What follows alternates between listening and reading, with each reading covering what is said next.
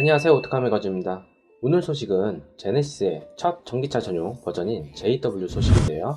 약 3개월 전에 올렸던 제네시스 EV-G80과 제네시스의 첫 전기차 SUV인 JW에 대한 소식에 이어 두 번째이네요.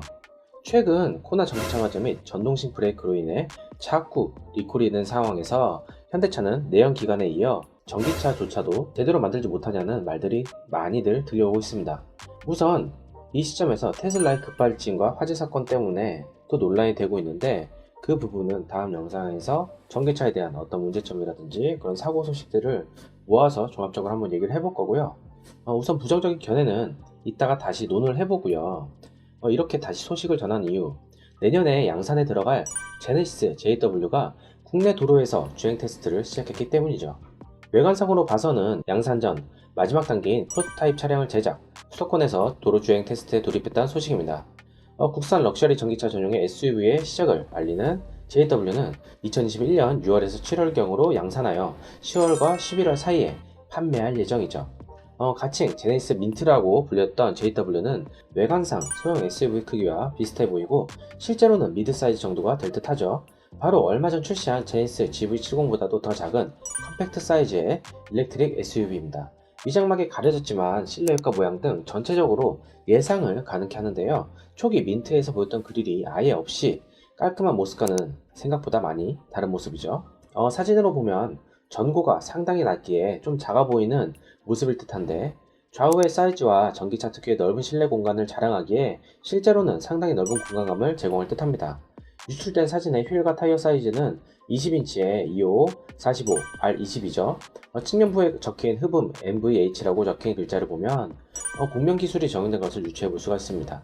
특히 이제는 제네시스의 상징이 되어버린 두 줄 램프에서 민트가 재해석하여 보여준 방향성에서는 정말 테슬라의 모델 3가 보여준 대중화 속의 깔끔한 군더더기가 없는 디자인을 보였는데, 양산형에서는 웬 개구리가 연상되는 모습을 하는 것은 저뿐인가요? 항상 제네시스가 현대차는 실물이 더 낫다고 하지만 이것은 컨셉트카와 너무 다른, 특히 전면부에서는 어느 정도의 레이아웃이 기조가 되어야 하는데 상당히 기대감을 떨어뜨리는 디자인이긴 하죠. 특히 얼마 전엔 테스트카와의 충돌로 사고가 나는 경우도 있었기에 미리 액땜을 하려는 건지 아님 부정적인 징조인지 모르겠네요. 여튼 이런 가운데 카스커프에서 나온 예상도에서 좀 수정을 직접 해봤습니다. 위장막에서 가려진 모습과 사뭇 다른 점이 보여 좀 고쳐봤고요. 전체적인 실루엣은 전에서 보였던 날렵함보다는 약간의 더 볼륨감이 있는 모습이고, 특히 뒷부분에 쿠페처럼 떨어지는 리어라인의 느낌은 민트만큼은 아니지만 상당한 그런 느낌을 냈죠. 여기까지는 많이 비슷하나 개구리 얼굴, 아니 전면부를 보면은 컨셉트카와 많이 다른 부분을 볼 수가 있습니다. 우선 A필러 라인이 민트 컨셉트카에서는 유려한 곡선으로 떨어졌는데 양산형에서는 직선으로 형성이 되어 있고, 본넷 라인은 4개의 선으로 이루어진 캐릭터 라인이 들어갈 듯 하며 가운데 두 라인은 제네시스 엠블럼의 날개와 만날 듯 하고요. 그 날개를 중심으로 양옆으로 두 줄 헤드램프가 들어갑니다. 이 두 줄 헤드램프가 양산형에서는 어쩔 수 없이 이런 모양으로 나올 것 같다는 생각을 했지만 컨셉트카의 모습이 너무 이뻤기에 여기서부터 좀 불길했죠. 헤드램프의 모양은 G80 같은 모양이 아닌 GV70 같이 앞트임이 가운데로 몰리는 형상을 할 것이고, 양 끝단에서 크레스트 그릴의 끝의 모양처럼 내려오는 꼭지점엔 라이다가 달리거나 전방 카메라 한 개가 더 추가가 될 수 있을 것 같고요. 지금부터 가장 크게 이질감으로 다가온 전기차에 굳이 이런 모양을 꼭 넣을 필요가 있었나 싶을 정도로 변형된 크레스트 그릴의 모습이 자리 잡고 있습니다. 카스쿱스의 예상도에서는 하단 그릴을 많이 아래로 뺐지만 실제로는 좀 더 찌그러진 G70의 그릴에 가깝고요. 그 아래 꼭지점으로 이어지는 선들은 완만한 곡선 형태를 그리죠. 물론 그릴 안은 막혀있을 테고 양쪽 에어덕트 부분은 뚫려 있을 것으로 보입니다.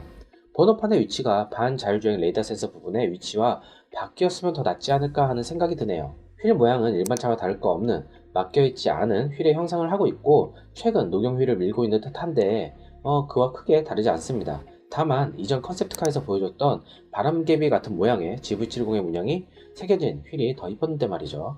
이도 어쩌면은 옵션 사양에 따라 자동으로 적용할 수 있게끔 한 것 같고요. 제네시스 JW가 가장 크게 차이점을 보이는 것은 사이드미러입니다. 아우디 이트론에서 보였던 기술이었는데 아우디의 그것보다는 보다 이질적이지 않은 사이드미러 형상을 하고, 거울이 있을 부분에 카메라가 달려있어 내부 디스플레이를 통해 볼 수가 있죠. 직관성은 평소 보는 것보다 떨어질 수 있지만은 상당히 이질적이라 약간 적응 기간이 필요하겠지만, 궂은 날이나 비나 눈, 특히 야간에 보다 더 선명하게 보정해주면서 운전 시야에 덜 방해가 되게끔 하는 기술이 들어갈 것으로 예상이 됩니다. 다만 제네시스 JW 테스트카에서 보여줬던 거울 달린 사이드미러가 있기에 옵션으로 제공될 가능성이 매우 크겠죠.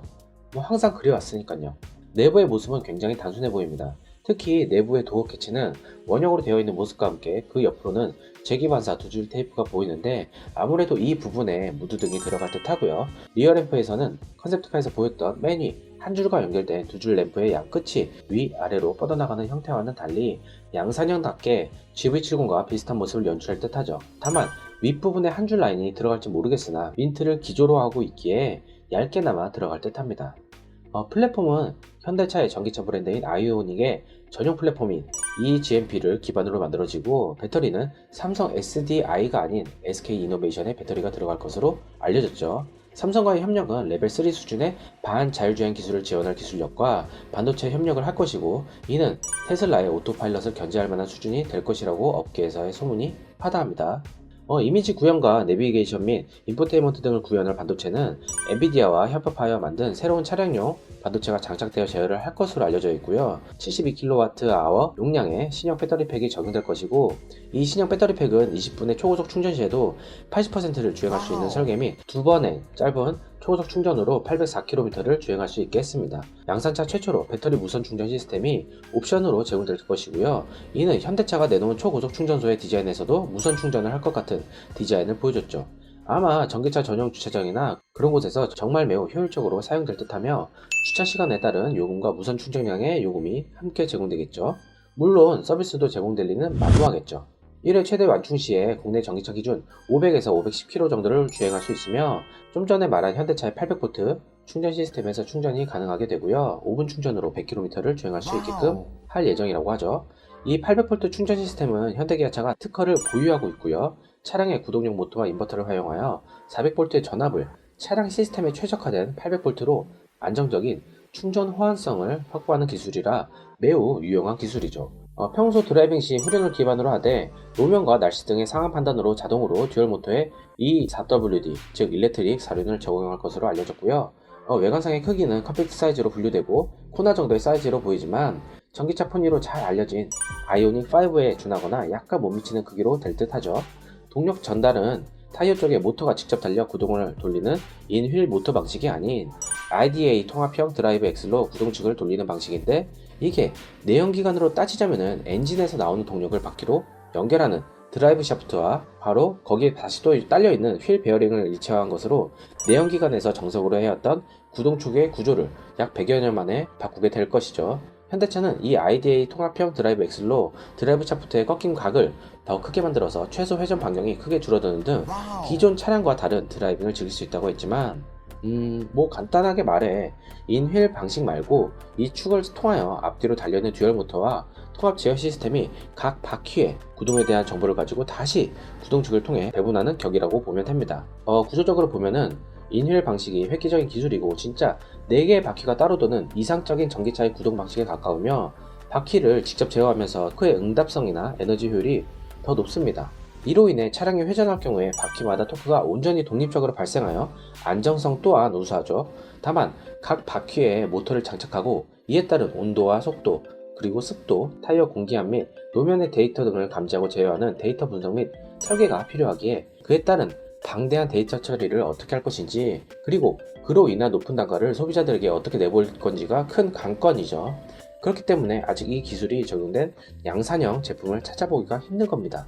테슬라 같은 경우에도 현대차와는 다르게 CU 유도 모터를 사용하며 이것이 엔딕의 히터류 연구자석 동기 모터에 비해 고출력 및 중대형 전기차에서 에너지 효율 측면이 효과적이기에 히트펌프가 적용되지 않았음에도 긴 주행거리를 제공할 수가 있는 거죠. 히트펌프는 일전에 코란도의 전기차 영상에서 보면은 알 거예요. 위에 카드를 누르시고 보면은 설명이 들어가 있습니다. 이렇기 때문에 현대차가 얘기하고 있는 IDA 통합형 드라이브 엑셀이 간단하게 말하면은 상당한 비용 절감을 통한 나름 효율적인 그리고 내연기관과는 다른 구조로 세계 최초로 적용하고 특허를 낸 거죠. 다만 기존 테슬라나 다른 전기차들이 보여준 기조적, 기본적인 큰 틀에서는 벗어나지 않는 방향성만 약간 다른 특허라고 보면 될 듯 합니다. 출시일은 2021년 6월로 예정되어 있지만은 초기 생산량을 제외하고 나머지까지 활성화되려면 한 10월에서 11월 정도 되지 않을까 생각이 됩니다. 현재 제네시스 EV-G80 즉 EG80의 생산과 같이 맞물릴 수 있기에 좀 더 늦어질 것으로 예상이 되는 바이고요. 가장 궁금해야 할 가격. 최근 GV70에서 독 3사를 겨냥한 할인가까지 적용을 하면은 진짜로 벤츠 제외하고는 큰 차이를 안 보이는 가격으로 인해 첫 예상보다도 더 높게 예상해 볼 것도 합니다. 현재 약 기본 트림 6,500에서 6,700만원 선에서 출발할 것으로 보이지만은 7천만원에 더 가까운 6,850에서 6,900만원 선으로 보는 시각도 상당히 많죠. 옵션에 따라 상당한 차이를 보일 것으로 보이며 테슬라처럼 3단계 자율주행에 준하는 오토파일럿 시스템 탑재 역시 옵션가로 제공할 가능성이 크기에 전체 옵션에 대한 가격에 대한 폭이 상당히 클 것으로 보입니다. 오늘 소식은 여기까지고요. 최근 코나 일렉트릭 사태에 따른 현대차의 대응이 매우 불만족스럽죠. 처음 배터리 문제 때 리콜을 했지만은 실제적으로는 코나 일렉트릭 오너들을 더 화나게 만든 주행거리를 줄여버리는 소프트웨어적 업데이트만 이뤄진 것이라 분노케 했습니다. 게다가 통합형 전자식 브레이크, 바로 이 부분이 문제가 되는 건데요. 일반 내연기관과는 다르게 브레이크가 말을 안 듣거나 시동이 꺼져서 세우지 못할 시에 풀 브레이킹을 해도 안 된다라는 것 때문에 논란이 되고 있습니다. 물론 기초적으로는 이 전자식 통합형 브레이크의 문제가 발생해선 안 되죠. 절대로 안 된 부분이죠.